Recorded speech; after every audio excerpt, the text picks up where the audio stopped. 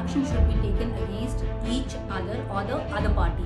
They say they are responsible for the violence which is now subsequently increasing in the state. In fact, on Tuesday, there was a coffin rally which was organized by the Joint Philanthropic Organization in which hundreds of people participated carrying empty coffins, demanding justice for those killed in Jiribam incident. A memorandum was also submitted by them to the district headquarters of Bharatiya Janata Party. The people who were participating in the rally demanded that this memorandum should be submitted to the Union Home Minister, that is Mr. Amit Shah. 10 suspected militants were gunned down by security forces on 11th of November when they had attacked their camp. When the security forces had retaliated, that's when the encounter took place and these suspected militants were gunned down. While these militants were retrieving, they managed to kidnap 6 people, which included 3 women and 3 children, out of which one was 8-month-old baby. Subsequently, just few days after, bodies of all 6 victims were recovered. That's when the cycle of violence escalated further in Manipur, and since then violence has taken an ugly turn. Now, as far as Maitis are concerned, they also have their sets of demand. They are now demanding that Armed Forces Special Powers Act should be withdrawn from those 6 police stations in 5 districts which were recently introduced by the Ministry of Home Affairs following this violence. They are also demanding that Kuki community should be declared an unlawful organization. So serious demands from Maiti side also and serious demands from Kuki sides also. The violence started in the state of Manipur way back on May 3rd, 2023. That is now 18 months. Since then, about 250 people have been killed and 60,000 people have been displaced from their houses. People who have been displaced are questioning, various people, but prime suspect of those people is the sitting Chief Minister of Manipur. They say that Biren Singh has not been doing enough. In fact, as far as law and order situation is concerned, or even reaching out to the other communities concerned, they are blaming the Biren Singh government. They are saying that the government is not doing, that is the state government is not doing enough, and that's the why the cycle of violence keep going up and down. In fact, they also say that the state machinery has been unable to build the trust factor between the communities. In fact, now the trust factor has been widening further. In fact, some of them, when we spoke to, they also blamed that recent statements made by the Chief Minister, Mr. Biren Singh, is also responsible for the cycle of violence which is now seeing rise in the state of Manipur.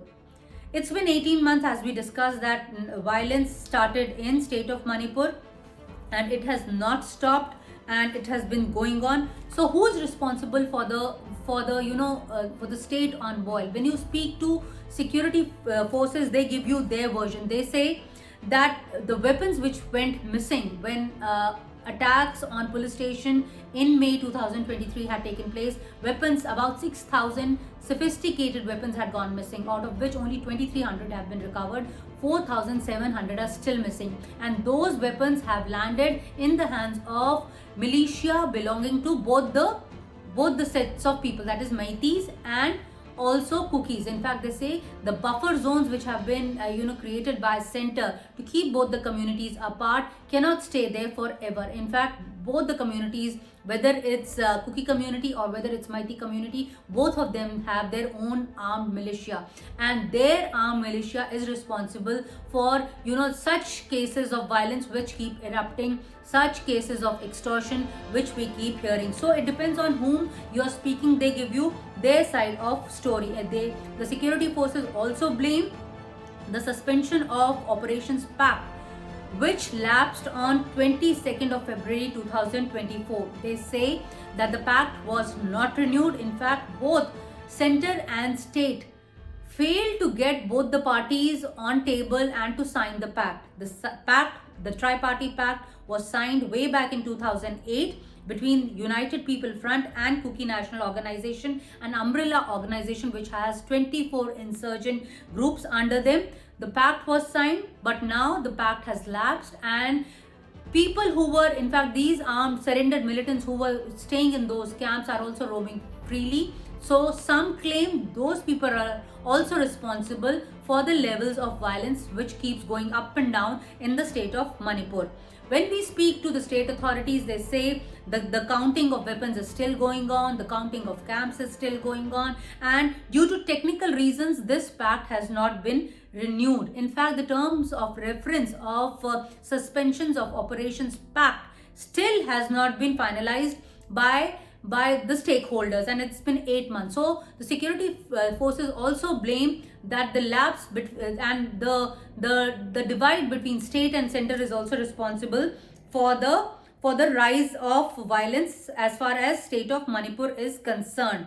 They also say that when the violent figures were going down, that time period should have been utilized by the state authorities, by the center, to build the trust factor. But since there was no roadmap, the distrust factor was still there.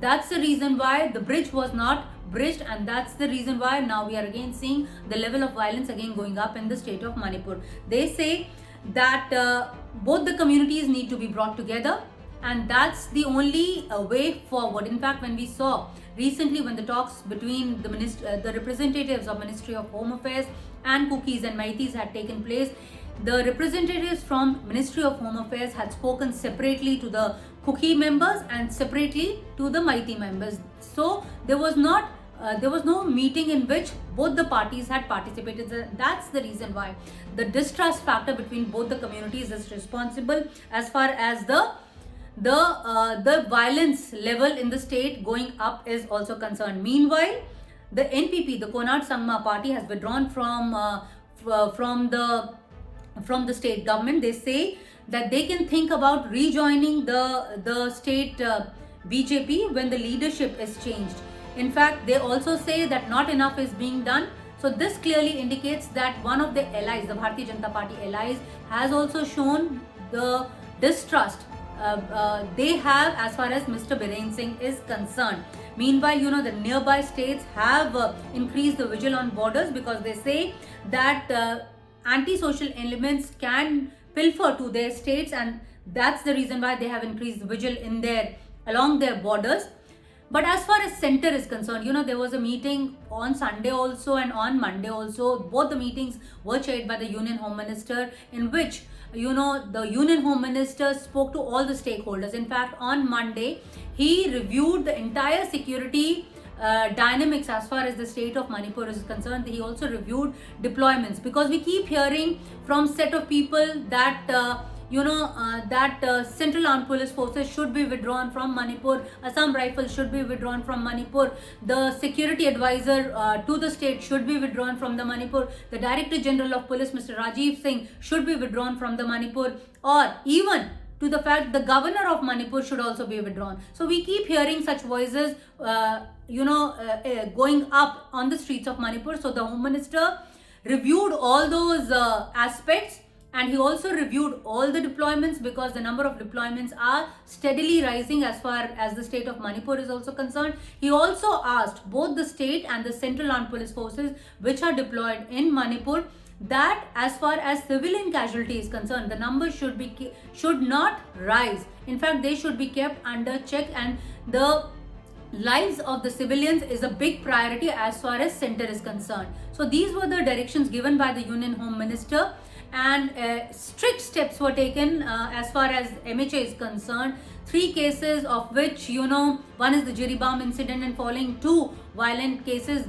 All these 3 cases were handed over to the National Investigating Agency.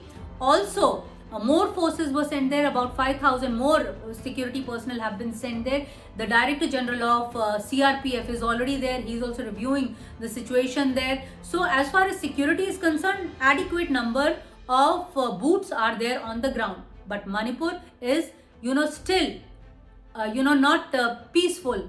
Some people say, the stakeholders of Manipur say that Manipur problem is not a security problem, it's a political problem, and it needs a political solution. So as soon as both the state and center can sit together with both the warring communities, that's when some kind of way forward can be brought to the peace which the state is wanting, because Manipur obviously deserves better. In New Delhi, this is Neeta Sharma reporting for NDTV.